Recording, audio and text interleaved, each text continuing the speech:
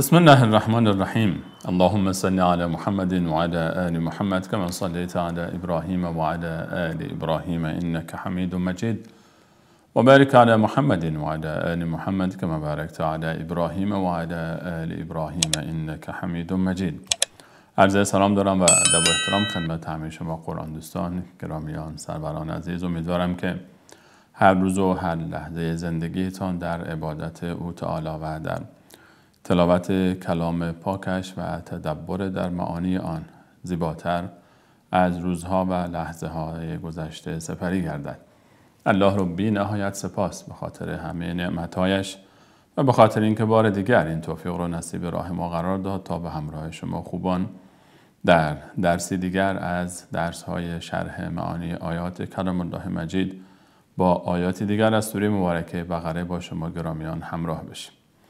در درس‌های گذشته به همراه شما عزیزان در سوره مبارکه بقره به آیه 66 رسیدیم و البته این آیه به پایان رسید. آیه 67 رو در این برنامه به همراه شما سروران به تلاوت خواهیم گرفت و داستان عجیب و حکایت دیگری از داستان‌های بنی اسرائیل با موسی علیه السلام آن پیامبر نازنین رو شاهد خواهیم بود. الله متعال در آیه 67 می‌فرماید اعوذ بالله من الشیطان الرجیم و اذ قال موسی لقومه ان الله یأمرکم ان تذبحوا بقره قالوا اتتخذنا هزوا قال اعوذ بالله ان اكون من الجاهلین قال اعوذ بالله ان اكون من الجاهلین.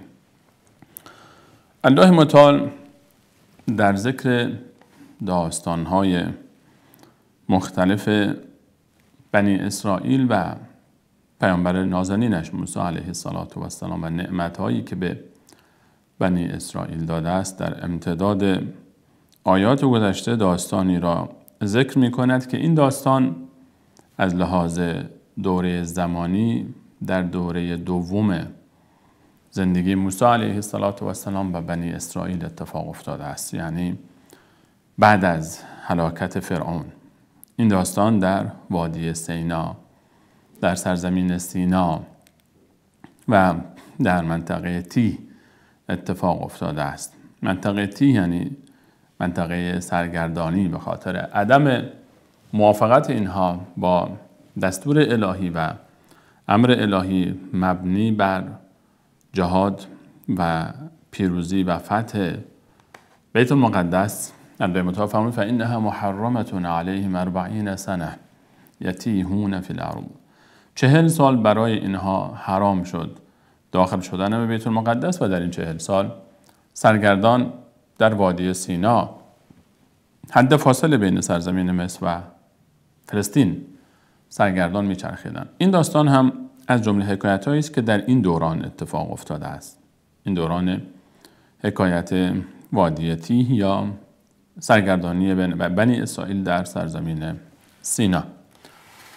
الله متعال می‌فرماید و اذ قال موسی لقومه، و هنگامی را بیاد آورید ای مخاطبین قرآن، ای بنی اسرائیل، آن لحظه‌ای که موسی علیه السلام فرمود و قال موسی لقومه، هنگامی که موسی به قوم خود گفت لقومه، باز حکایت بنی اسرائیل است.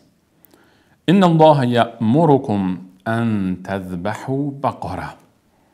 مستقیم داستان از لحظه شروع می شود که موسی علیه السلام به قوم خود می گوید الله متعال شما را امر کرده است که یک گاوی را ذبح کنید، گاوی را بکشید. بقره گاو ماده را میگویند.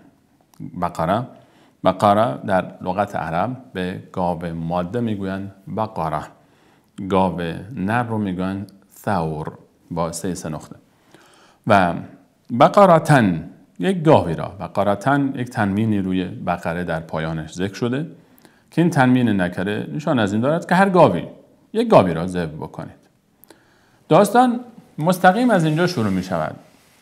یکی از زیبایی های یعنی بیان داستان همیشه این هست که شما داستان رو وقتی که میبینید مستقیم اون صحنه اصلی داستان شروع میشه، یعنی مستقیم شما میره سر اصل موضوع، بعد در اثنای داستان دوباره باز برمیگرده حکایت و عقب میاد و داستان رو برای شما به شرح و تفصیلش میپردازه.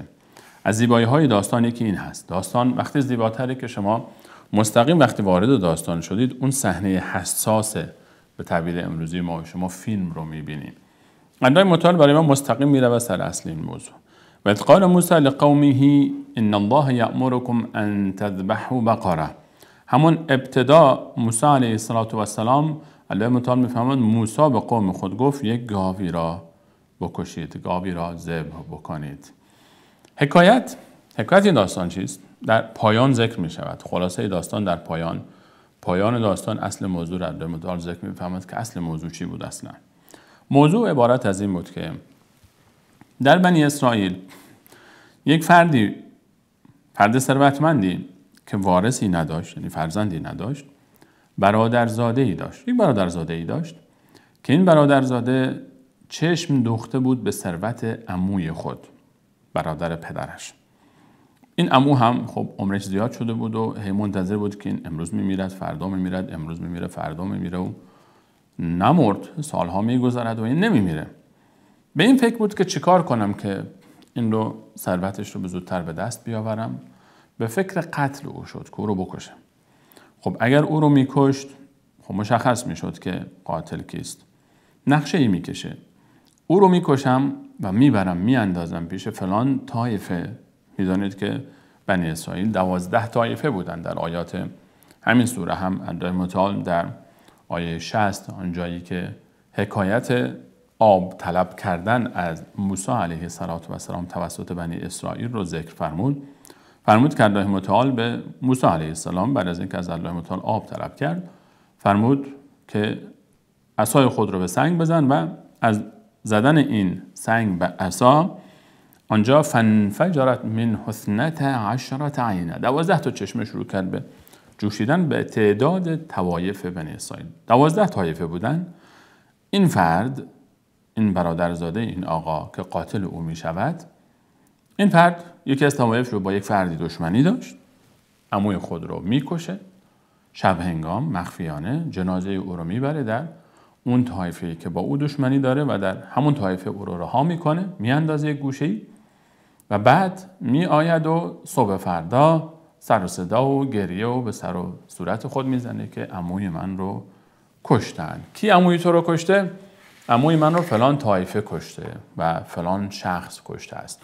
این فرد هدفش این بود که هم اون ثروت عمو رو به ارث ببرد و همین که دیه خون عموی خود رو هم بگیره، یعنی 2 تا درآمد داشته باشه، هم ثروت عمو رو به ارث ببره یک و همین که دیه خون او رو هم بگیره.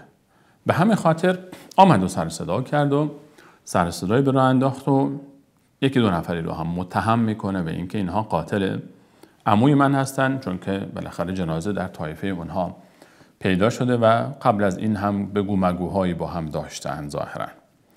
این حکایت به جایی میرسه که 2 طرف طوایف به جنگ نزدیک میشه که جنگی در بگیره و 2 طرف با هم درگیر بشن و عاقلان قوم می آیند و میگن که شما چرا همچین کاری میکنید؟ شما را چه شده؟ وقتی که پیامبر الهی در میان شماست، وقتی که موسی هست، موسی در بین شماست و شما با هم درگیر میشوید، برید پیش موسی، موضوع رو مطرح بکنید، حتما او برای شما راه حلی مییابد. میدانند که موسی علیه السلام در مشکلات راه حل‌های خوب و زیبایی دارد. تا به حال نشده که پیش موسی بروند و از موسی علیه السلام چیزی طلب بکنند دست خالی برگردند. از همان ابتدایی که موسی علیه السلام بازگشت به سرزمین مصر بعد از پیامبری و مبارزه خود را با فرعون شروع کرد تا معجزاتی که به فرعون نشان داد، تا نجات از دست فرعون و تا من و سلوا و آخری هم که در همین آیات گذشته با اشاره شد، اون چشمه های آبی که هنوز هم ادامه دارد، هنوز هم روزانه من و سلوا بر اونها نازل میشه در وادی سینا و همچنین اون چشمه های آب هم اون سنگ و اون چشمه های آب همچنان اتفاق میفته هر وقت که نیاز به آب دارند. و پیش موسی علیه السلام رفتن. این فرد قاتل رفت پیش موسی علیه السلام و گریه و زاری و با امید این که بالاخره بتواند اونها رو متهم بکنه. رفتن پیش موسی علیه السلام. این فرد رفت پیش موسی علیه السلام و موضوع رو به ایشان عرض کردن که چون این اتفاقی افتاده، فلانی کشته شده و الان هم در فلان طایفه جنازه او پیدا شده است و برادرزاده هم اونجا به عنوان وارث او و کسی که مدعی خون اوست سر و صدا رو به راه انداخته در پیش موسی علیه السلام. و موسی علیه السلام گفتم موسی راه حلی پیدا بکن. موسی علیه السلام ابتدا از قوم خود خواست که ای قوم، دلیلی، شاهدی، بالاخره هر کسی چیزی میداند که کمک بکنه برای حل موضوع بیاید و صحبت بکنه. هیچ کسی اطلاعی از موضوع ندارد. مشکل حل نشد. این فرد دوباره آمد. این فرد همین قاتل برادرزاده مقتول دوباره آمد و سر و صدا کرد و انسان بسیار جریحی هم بوده. یعنی دوباره آمد و امید داره که هم ثروت عمو رو میبرم و هم دیه خون رو، هر دوتا رو میبرم. و هیچ گمان نمی کرد که این گونه الله متعال او رو رسوا خواهد کرد. آمد دوباره پیش موسی. موسی چه شد؟ قاتل عموی من رو پیدا نکردی؟ اینجا بود که موسی علیه السلام دست به دعا بلند کرد و از الله متعال خواست تا راه حلی پیش پای آنها بگذارد و مشکل رو حل بکنند. الله متعال به آنها فرمود که الله متعال به موسی علیه السلام فرمود به آنها دستور بده تا گاوی را بکشند.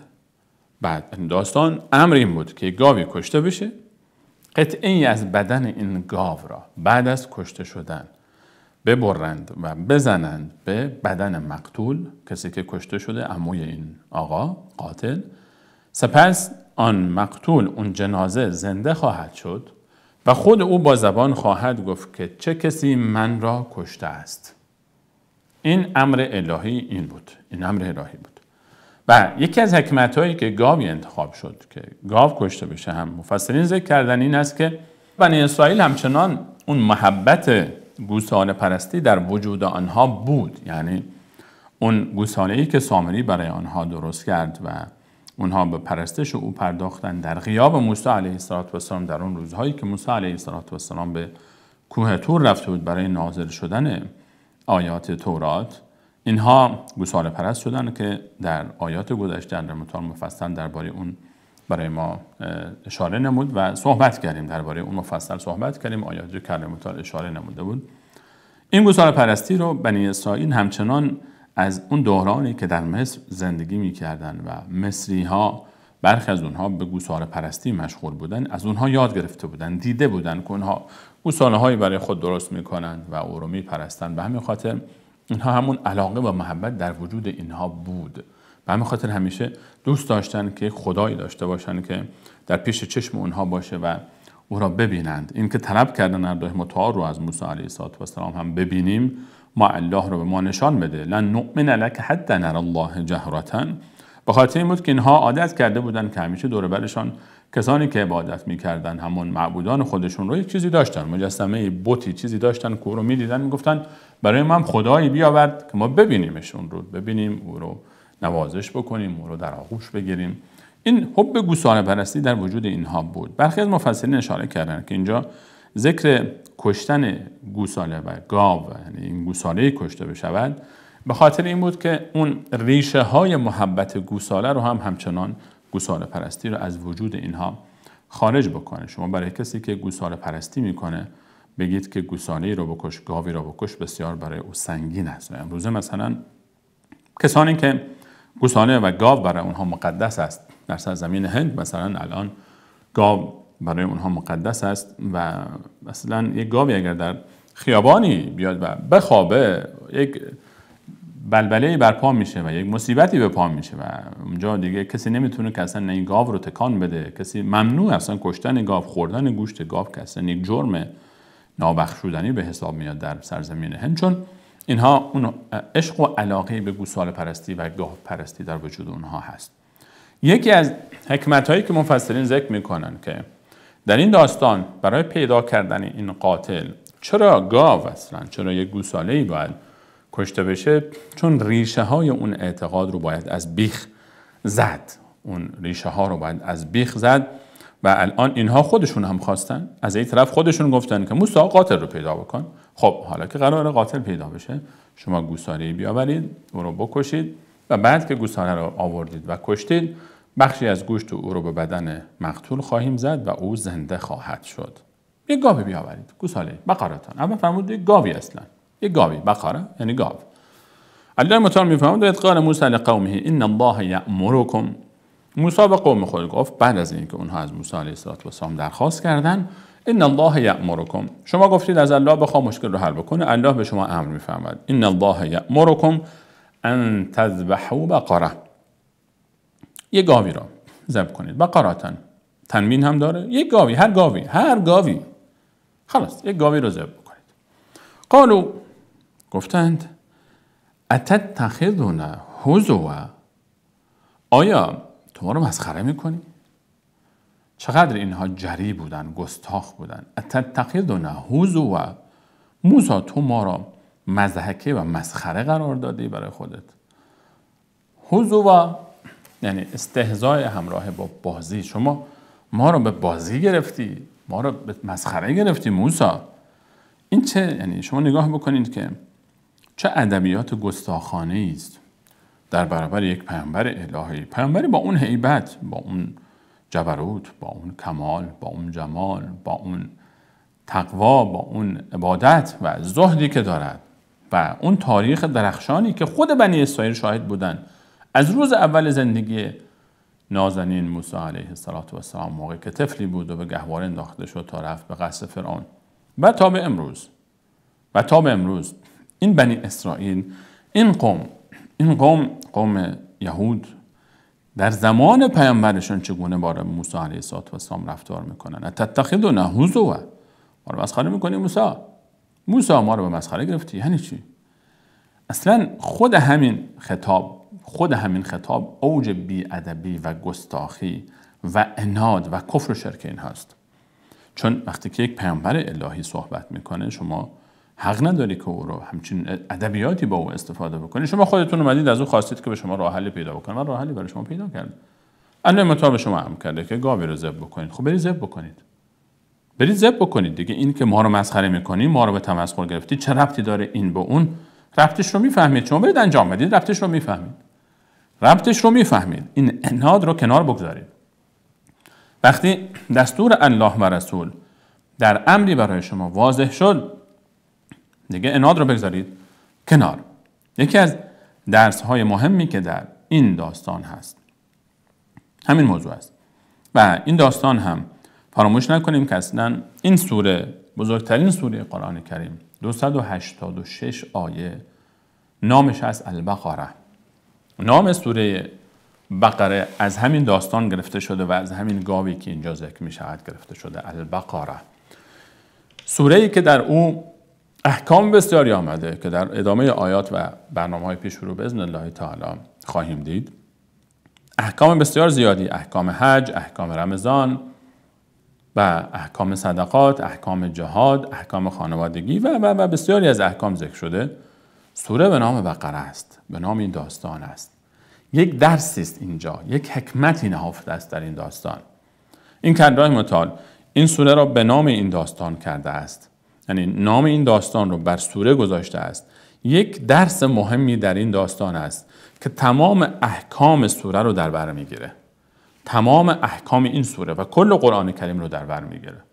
یعنی این درس رو از این داستان انسان مؤمن باید بگیرد، این درس بسیار مهم رو، تا بتواند از مفهوم سوره بقره استفاده بکنه، از دستورات سوره بقره استفاده بکنه و از کل قرآن کریم.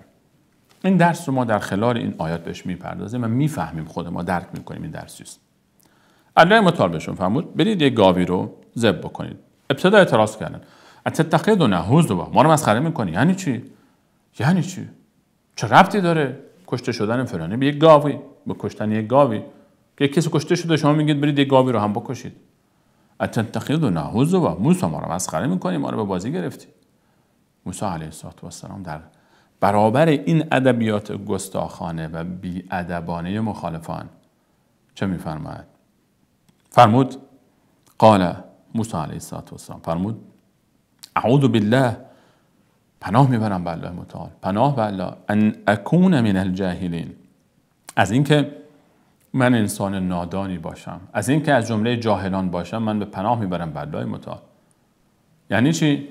یعنی اینکه مسخره کردن دیگران کار انسانهای جاهل است. در شأن من پیامبر نیست، در شأن من موسی نیست که من کسی رو مسخره بکنم. مسخره کردن دیگران یکی از مسائل اخلاقی و صفات اخلاقی بسیار زشتی که متاسفانه وجود دارد در جامعه مسخره کردن دیگران است. مسخره کردن، کسانی که دیگران رو مسخره میکنن. یک فردی که دیگری رو مسخره میکنه به خاطر چی مسخره میکنه؟ خود را در یک شیئی از او بهتر میداند و او رو پایینتر از خود میبیند، به همین خاطر او رو مسخره میکنه. حالا در ظاهرش، در قیافه او، در علم او، در هنر او، در جایگاه او، در قوم او، در لباس او، در ظاهر او، در درجات و مقام او، در تحصیلات و هنر او، در هر چیزی. یعنی انسان یک وقتی که یک فردی کسی دیگه ای رو مسخره میکنه، چرا؟ چون خود رو از او بهتر میبیند. اگر الله متعال یک فردی یک هنری داده که بهتر از کسی دیگری است، بالاتر از کسی دیگری است در یک شیء، حالا در هر نعمتی که الله متعال به او داده است، باید شکر این نعمت رو ادا بکنه. باید شکر این نعمت رو ادا بکنه. در برابر دیگران باید شکر این نعمت رو ادا بکنه. باید تواضع داشته باشه، نه که دیگران رو مسخره بکنه.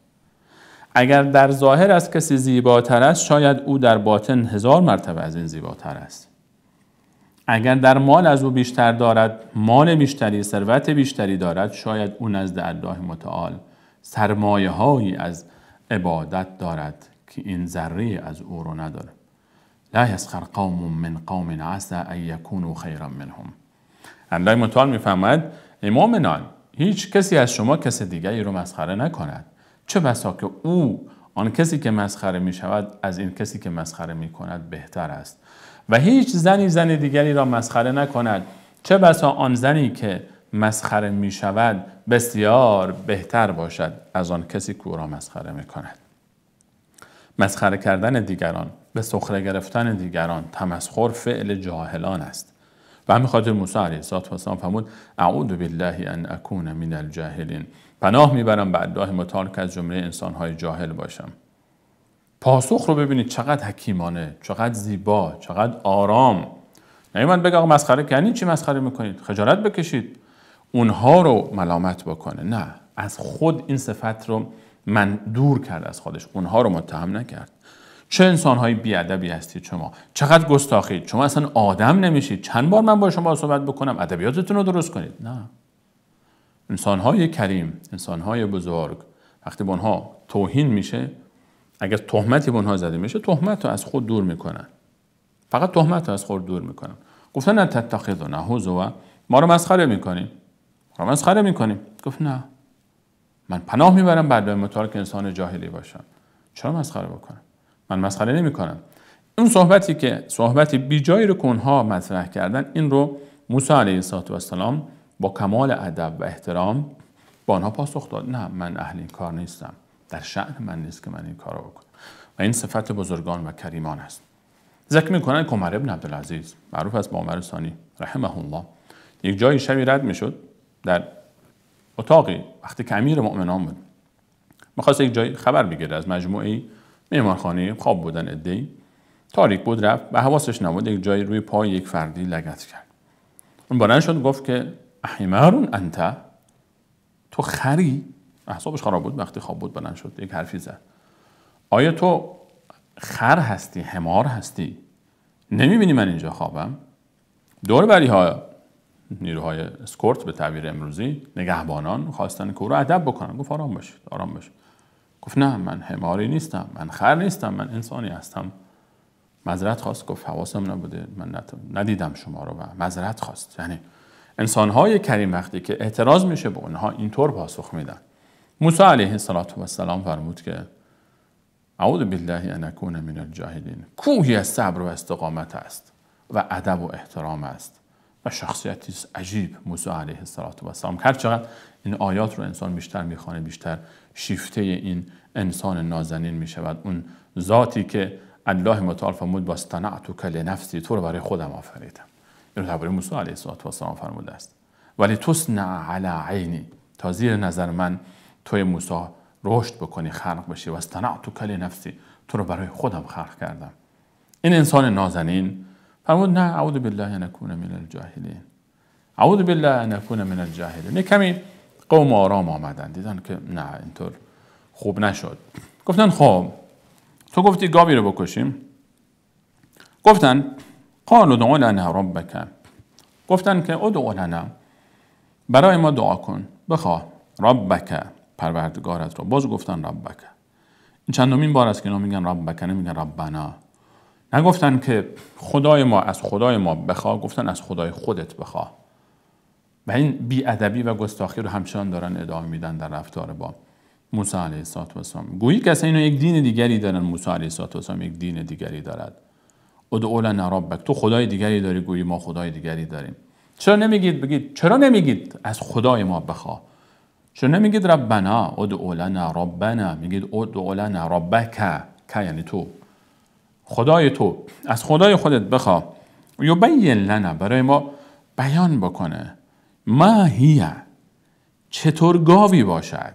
ما هیه، چطور گاوی باشه این گاو. یکمی توضیح بده. ما یعنی گاو، خب گاو زیاد است، یعنی گاوهای زیاد هستن. کدوم گاو؟ کدوم گاو؟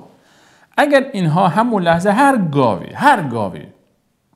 گاو ماده‌ای طبیعتاً، چون البقره یعنی گاو ماده، هر گاو ماده‌ای رو می آوردن، کوچک می بود، بزرگ می بود، لاغر می بود، چاق می بود، اگر زرد می بود، اگر سیاه می بود، اگر سفید می بود، رنگش فرقی نمی‌کرد. می آوردن و می کشتن، حکایت تمام بود. چون الله متعال فرموده بود یک گاو ماده‌ای، یک گاو ماده، هر گاوی، بقره یک تنوین نکره معول، هر گاوی. مشخص نکرد چه گاوی چه صفاتی داشته باشه. اما اینها خودشان برای خودشون سخت گرفتن. اینها خودشان برای خود سخت گرفتن. گفتن ادع لنا ربک یبین لنا ما هی، چطور گاوی باشه. الله متعال فرمود، دستور داد، اضافه کرد به صفات این گاو. موسی میفهمد قال انه یقول، پروردگار من میفرماید انها بقره، گاوی باشد، لا فارض، گاو ماده‌ای که لا فارض ولا بکر عوان بین ذلک، نه پیر باشد، لا فارض، نه پیر باشد، سال خورده باشد، ولا بکر، و نه خرد سال باشد. ولا بکر رو مفسرین گفتن که گاوی که جنس نری پیش او نرفته باشد. یعنی سن گاو ماده، یعنی گاو خردسالی، به حدی که هنوز به اصطلاح مادر نشده، نزاییده گاوهای دیگری رو.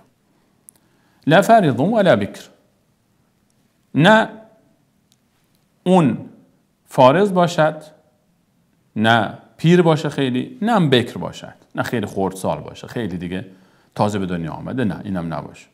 اوانون بین ذلک، بین این دوتا باشد، بین یک گاو میان سالی باشد، نه کهنسال باشه و نه خردسال باشه، میان سال باشه. اوانون بین ذلک، بین این دوتا باشه. یک گاو میانه‌ای باشه، سنش لحاظ سن و سال، یک گاو میانه‌ای باشه. یک مرحله کار رو بر خود سخت‌تر کرد. یک مرحله کار سخت‌تر شد. ففعلوا ما تؤمرون، انجام بدهید آنچه رو که الله متعال به شما امر کرده. انجام بدید دیگه، برید انجام بدید، الان برید انجام بدید. این سوال هایی که اینها میکردن، آیا به خاطر این بود که واقعا اینها میخواستن که اون امر الهی و حکم الهی رو بهتر اجرا بکنن؟ نه، کلا و حاشا. اینها اگر همچین چیزی رو میخواستن که خب اولا که به پیامبر الهی اعتراض نمیکردن که توی ما رو مسخره میکنی. ثانیاً همون ابتدا که موسی علیه السلام فرمود نه من مسخره نمیکنم، پناه میبرم به الله متعال از این که از جاهلان باشم، خب میرفتن یک گاوی رو میکشتن. چرا دوباره هی سوال کردن؟ دوباره سوال کردن خب سنش رو برای ما مشخص کن، نه پیر باشه نه خردسال باشه، میان سال باشه. ففعلوا ما تؤمرون، برید انجام بدید آنچه به شما امر شده. برید بسه، برید ادامه ندید. برید یک گاو میان سالی پیدا کنید، گاو ماده‌ای بکشید. اما اینها باز سخت گرفتن بر خود. باز هی سوال کردن. یکی از درس‌های مهمی که این داستان دارد، نکته مهمی که در این داستان است این است: وقتی که حکمی رو شریعت برای شما مشخص کرد، دیگه چون و چرا نکنید. چرا؟ حکمتش چی است؟ با عقل من جور در نمیاد، من باید حتما این رو بفهمم، چرا اینطور، چرا اونطور، چرا. ام تريدون ان تسألوا رسولكم كما سئل موسی من قبل. آیا شما میخواهید پیامبرتان را طوری با او رفتار کنید که قبلا با موسی علیه السلام رفتار شد و هی سوال میکردن از او، هی میپرسیدن، هی درخواست میکردن از او. حکم شرع برای شما در یک موضوعی که مشخص شد تمام، برید انجام بدید. بگید سمعنا و اطعنا، شنیدیم و اطاعت کردیم. دیگه متهم نکنید پیامبرتون رو، متهم نکنید خدای خود رو، متهم نکنید دین خود رو، متهم نکنید نصوص شرعی رو. خودتون رو بالاتر از این ندانید. این درسی که در این داستان نهفته است، این درسی که برای یک انسان مؤمن در کل قرآن کریم بارها و بارها ذکر می شود. در پایان همین سوره بقره الله متعال می فرماید مؤمنان بعد از این که ایمان می آورند آمن الرسول بما انزل الیه من ربه والمؤمنون، رسول با مؤمنان ایمان آوردن بالله و ملائکته و کتبه و رسوله لا نفرق بین احد من رسله و قالوا سمعنا و اطعنا، شنیدیم و اطاعت میکنیم. این صفت یک انسان مؤمن است. وقتی که قول الله و رسول به او گفته می شود، میفهمد که این آیه قرآن است، میفهمد که این حدیث صحیح رسول علیه السلام است، امر ثابت شده از رسول علیه السلام است، میفرماید سمعنا و اطعنا، شنیدم و اطاعت میکنم. چشم. در سوره مبارکه احزاب آیه 36 الله متعال میفرماید ما کان لمؤمن ولا مؤمنة اذا قضى الله ورسوله امرا ان یکون لهم الخیرة من امرهم. شایسته هیچ مرد مسلمان و زن مسلمانی نیست که اگر در جای حکم الله و رسول برای او واضح شود که خود را در پذیرش حکم الله و رسول مختار بداند، به خود اختیار بده. خب حالا ببینم چی میشه. آیه قرآن برای او خوانده میشه، دستور پیامبر اکرم برای او گفته میشه، بگه خب حالا من ببینم باز چی میشه. تو مگه مسلمان نیستی؟ ببینم چی میشه دیگه معنایی نداره. اگر تو مسلمانی یعنی تسلیم شده در برابر حکم الله و رسول هستی، باید هر چی به تو گفت باید اطاعت بکنی. سرباز وقتی که سرباز می شود، یک سرباز در یک لشکر وقتی فرماندهی دارد، وقتی فرمانده امر بکنه به سرباز چی کار میکنه؟ میگه جناب فرمانده اجازه بدید حالا من فکر بکنم که به این دستور شما عمل بکنم یا نه. سرباز با فرمانده خود اینطور رفتار میکنه؟ یا سرباز بگه جناب فرمانده این حکم شما با عقل من سازگار نیست؟ در همین دنیا، در همین لشکرها و ارتش‌های دنیا شما ببینید کدوم ارتش دنیا و لشکر دنیا فرمانده اجازه میده به سربازش که روی حرف اون حرف بزنه؟ یک فرماندهی که انسانی است مثل من، اشتباه میکنه، خطا میکنه، خیلی وقتا ظلم میکنه، ستم میکنه، جنایت میکنه، اجازه نمیده کسی روی حرف او حرف بزند. و سرباز هم میدونه که اینجا لشکر است، اینجا ارتش است، نباید روی حرف بزرگتر از خودت حرف بزنی. در دین وقتی که الله که نه ظالم است، نه خطا میکنه، نه جاهل است، نه نادان است، یک حرفی میزند، وقتی پیامبری که با الله مرتبط است و الله متعال او رو تایید میکنه و کلام الله متعال رو به ما منتقل میکنه حرفی میزنه، خب چرا نباید بپذیری؟ موسی علیه السلام فرمود گاوی بکشید، گفتن چند ساله باشه؟ خب باشه، نه خردسال باشه نه میان سال. ففعلوا ما تؤمرون، انجام بدید آنچه به شما امر داده شد، بس دیگه ادامه ندید. آیا رفتن و کشتن گاو رو بعد از همین که این موضوع آمد؟ نه، باز هم ادامه داد. باز هم گفتن قالوا ادع لنا ربک، از خدای خود بخواه. باز گفتن خدای خود، باز نگفتن از خدای ما. قال ادع لنا ربک یبین لنا ما لونها، گفتن خب گاوهای میانسال، گاوهای ماده میانسال زیادی هستن. چه رنگی باشه موسی؟ از خدای خود بخواه ما رنگش رو مشخص کنه. ما رنگش برای ما مشخص نیست. ما ماندیم متحیر. گاو سیاه بیاوریم، گاو سفید بیاوریم، گاو قهوه‌ای بیاوریم، لکاش با هم قاطی باشه بیاوریم. هدف اینها این بود که میخواستن که نکنن این کار. عناد. کسی که نمیخواد یک کاری انجام بده، دل ناخواسته را بهانه بسیار باشد. رنگش چطوری باشه؟ موسی علیه السلام فرمود باشه، از الله متعال میخوام. یا الله اینها میگن رنگش چطوری باشه؟ الله متعال فرمود به پیامبرش که با آنها بگوید قال موسی علیه السلام فرمود انه یقول پروردگار من میفرماید انها بقرة همانا گاوی باشد، گاو ماده‌ای که صفرا زرد باشد، زرد رنگ. حالا که شما میخواهید به خود سخت بگیرید باشه، چنان به شما سخت بگیرد الله متعال. گاو زردی باشد.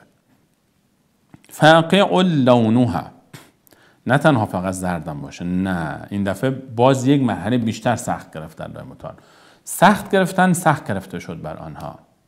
سخت گرفته شد. فاقع لونها زرد باشه، فاقع لونها تیره، زرد تیره، زرد خالص، زرد. تسر الناظرین، و هر کسی که او رو میبینه، هر کسی که این گاو رو میبینه، تسر الناظرین، شادمان بشه، سرور به او دست بده، به شگفت بیاید. فکر بکنید که نور خورشید از بدن این گاو میزنه بیرون. بقرة صفراء فاقع لونها تسر الناظرین. وقتی که بیننده او رو میبینه به شگفت بیاید. خب اگر این گاو لاغر باشه خیلی، اگر این گاو مشکلی داشته باشه، اگر این گاو نتونه خوب راه بره، اگر این گاو نقصی داشته باشه، اگر این گاو مریض باشه، خب گاوی که او رو مردم ببینن خب تسر الناظرین نمیشه دیگه، به شگفت نمی آیند، خوشحال نمیشن از دیدن این عجب گاویه. اگر گاوی باشه که مشکلی داشته باشه خب مردم به شگفت نمی آیند.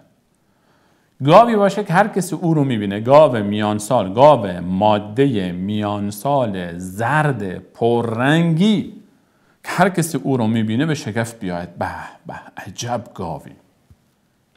گاویه این، نمیتونه فقط نگاه کنه او رو. تسر الناظرین. خب آیا بعد از این رفتن و انجام دادند این قوم یک گاو زردی رو با این صفات پیدا بکنند کار سخت‌تر شد؟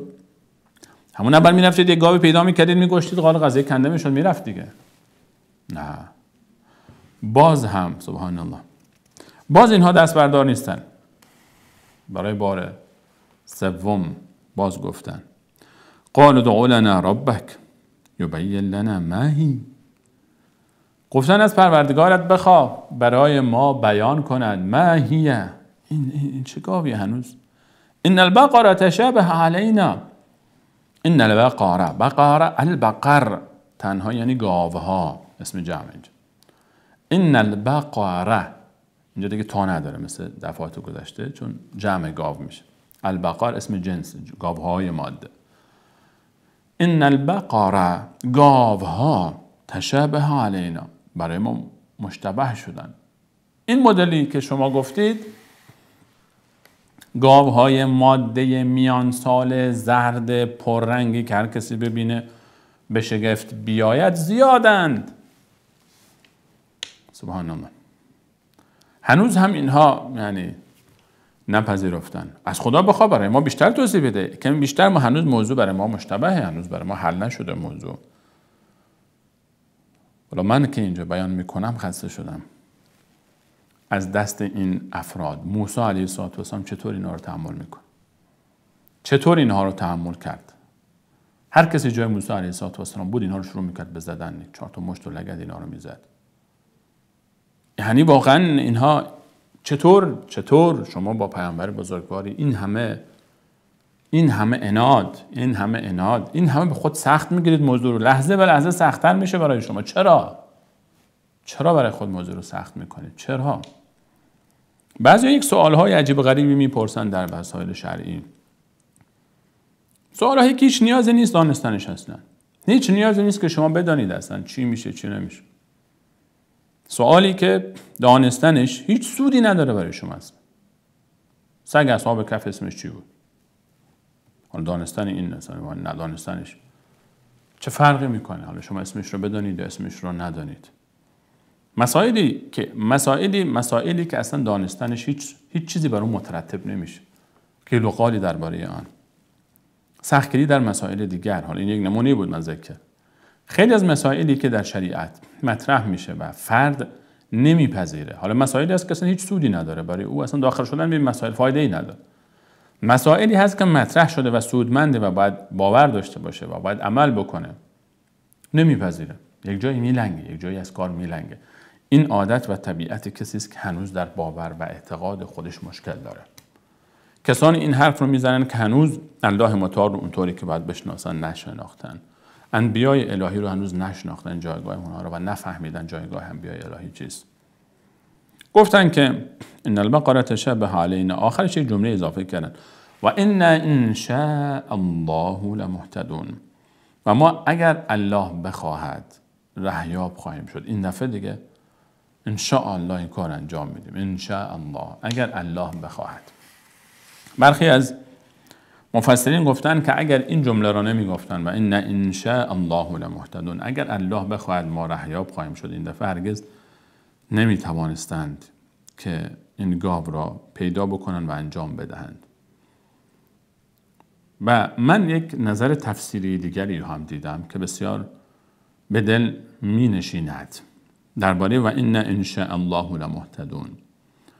بسیار برداشت زیبایی است که اینجا هم که گفتم و ان شاء الله لمهتدون، منظورشون این نبود که بگن که ان شاء الله اگر خدا بخواد ما میتونیم، چون اگر اینها میخواستن که خدا رو راضی بکنن همون اول به پیامبرش اعتراض نمیکردند و بعدش این همه نمیگفتن از خدای خودت، از خدای خودت، از خدای خودت بخواه که برای ما توضیح بده سنش چیه، رنگش چیه، برای ما هنوز حل نشده و توضیح بده. اینها مشیت الهی رو بهانه کردن که اگر خدا بخواهد ما پیدا میکنیم، اگر پیدا نکنیم یعنی خدا نخواسته. حتی در این لحظه هم اینها میخواستن که موضوع رو باز نسبت بدن به الله متعال که اگر ما نکردیم هم بازم خب خدا نخواسته، به تقصیر ما نیست، بندازن گردن قضا و قدر الهی. و ان شاء الله لمهتدون. قال موسی علیه السلام باز پاسخ داد، از الله متعال خواست، الله متعال دفعه باز برای اونها بیشتر سخت گرفت. قال انه یقول، الله متعال میفرماید که موسی گفت انه یقول، الله متعال میفرماید که انها بقره، گاو ماده‌ای که لا ذلول تثیر الارض، ذلیل نشده باشه، رام نشده باشه برای تثیر الارض، چنان رام نشده باشه که زمین را شخم بزند. تثیر الارض تحریک کردن، اثاره یعنی تحریک، تثیر رو تحریک کنه، زمین رو حرکت بده، یعنی همین شخم زدن، زمین رو شخم زدن، زیر خاک رو آوردن و رو زیر آب بردن. قبلا بیل بود و با بیل، هنوز هم هست مناطق، نمیدونم شخم زدید یا نه، کار آسانی هم نیست. بیل رو میگیرن زمین رو شخم میزنن به خاطر اینکه برای کشت بعدی آماده بشه زمین. و که دستگاه هست، تراکتور میاد و همه جا رو شخم میزنه.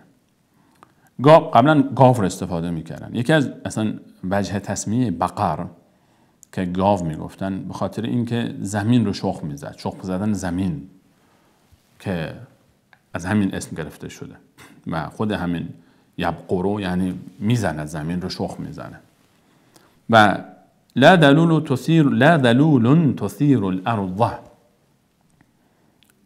ذلول نشده باشه، لا ذلول تثیر الارض، رام نشده باشه آنقدر که زمین رو شخم زده باشه، یعنی آنقدر نشده باشه که کسی او رو گاو آهنی بسته باشه پشتش و کار کرده باشه.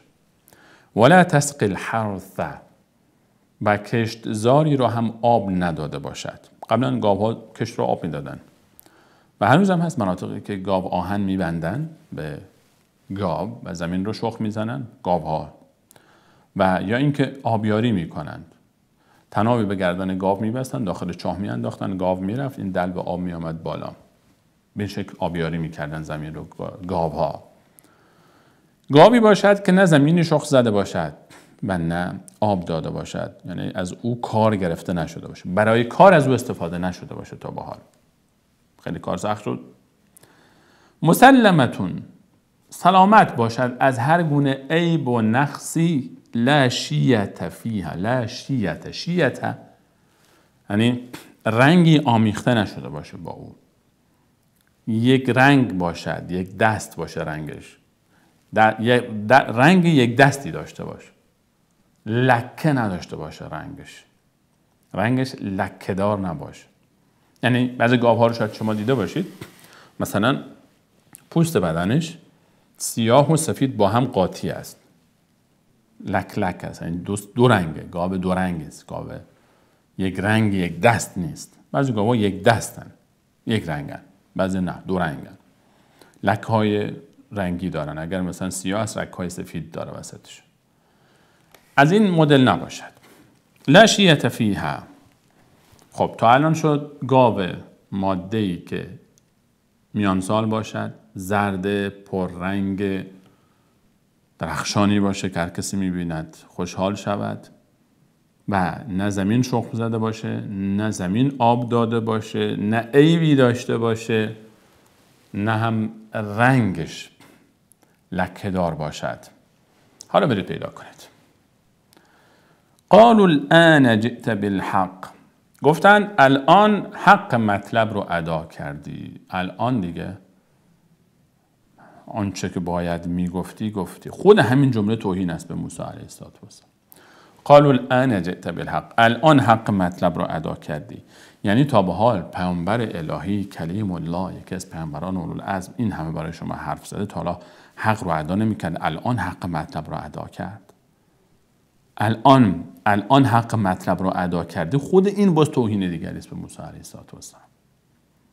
فذبحوها. رفتند و گشتند که پیدا بکنند. داستان‌های مختلفی رو مفسرین درباره اون کسی که این گاو رو پیش او پیدا کردن ذکر کردن که از لحاظ سندی داستان‌هایی نیست که بشه که 100% گفت داستان سندش درست است. و محور اون داستان‌ها این هست که گاو رو نزد یک فرزند صالحی یافتن که به پدر و مادر خود بسیار نیکی میکرد و تنها سرمایه او این گاو بود و به خاطر نیکی به پدر و مادر و بر والدین و احسان و احترامی که داشت، الله متعال این گاو او رو، اوصاف گاو او رو فقط به اینها گفت تا برن پیش او، و او وقتی پیش او رفتن گفت به والله به اندازه پوری پوست بدنش طلا بدید، هم وزنش طلا به من بدید، به شما میدم، اگر نمیدم. با هم به قیل و قال پرداختن که چه کار بکنیم، چه کار نکنیم، از کجا پولش رو بیاریم، و بعد سرانجام جمع کردن و اون رو خریدن. فذبحوها و ما کادوا یفعلون. اون رو ذبح کردن. و ما کادوا یفعلون. و نزدیک بود که این کار رو نکنند، نزدیک بود که این کار رو انجام ندهند، نمیخواستن این کار رو بکنن. این آخرها دیگه بحث جدی شد. اون قاتل زیاد تمایل نداشت به اینکه این اتفاق بیفته، نه تنها نشه که رسوا بشه. یا برخی گفتن و ما کادوا یفعلون، نزدیک بود که این کار رو نکنن، از بس بهانه‌گیری میکردن، نزدیک بود این کار رو نکنن. برخی گفتن که در همون قیمت خرید وقتی دیدن طرف مقابل گفت به اندازه وزنش طلا بدید، با هم اختلاف پیدا کردن، ولی خب سرانجام به این نتیجه رسیدن. علی کل حال و ما کادوا یفعلون، نزدیک بود که این کار رو نکنن.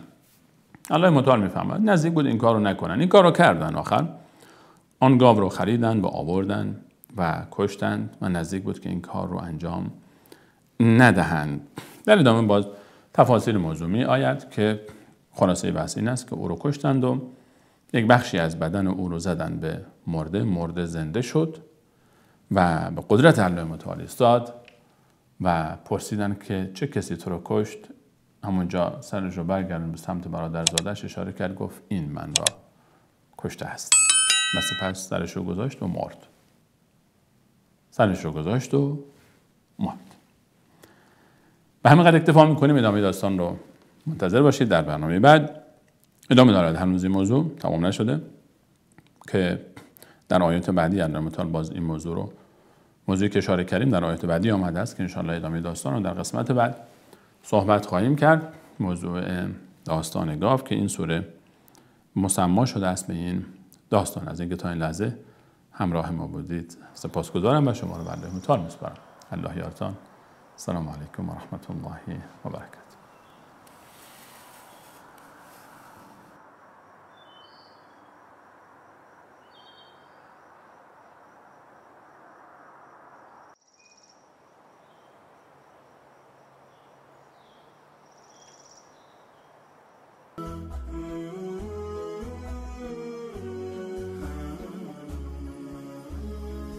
عزیزانی که مایل به دریافت این برنامه جهت پخش در کانال‌های خود هستند با راه‌های ارتباطی زیر مکاتبه نمایند.